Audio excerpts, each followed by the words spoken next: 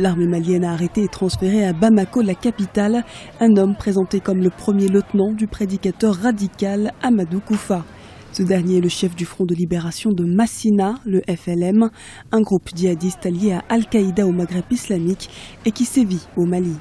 Il faut dire que ce type d'opération est nécessaire dans le contexte actuel que l'on connaît. Il est trop tôt pour tirer un bilan définitif de cette opération CENO, mais ce que l'on peut dire, c'est que dans le fondement même, la volonté politique, elle est marquée, les hommes sont sur le terrain, la stratégie d'infiltration et de lutte contre le terrorisme au Mali pour éviter effectivement la diffusion sur une surface plus grande est très intéressante.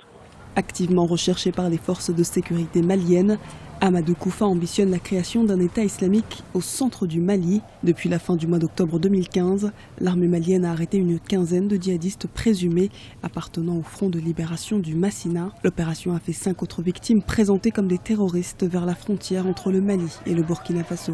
Il faudra que l'armée malienne redouble davantage de vigilance, étant donné qu'une fois que le nord a été sécurisé, il faut maintenant que l'armée régulière, l'armée légale, investi du pouvoir de défendre le territoire malien, que cela puisse se traduire en une réalité opérationnelle. Il faut vraiment que se sente capable de défendre son territoire, ses citoyens, sa population, ses ressources économiques, afin de pouvoir ne pas oublier quand même ce qui est essentiel aujourd'hui, qui est le développement, l'amélioration des conditions de vie des populations. L'opération CENO quadrille essentiellement les localités de Bandiagara, Koro et Mopti et est supposée durer 3 mois.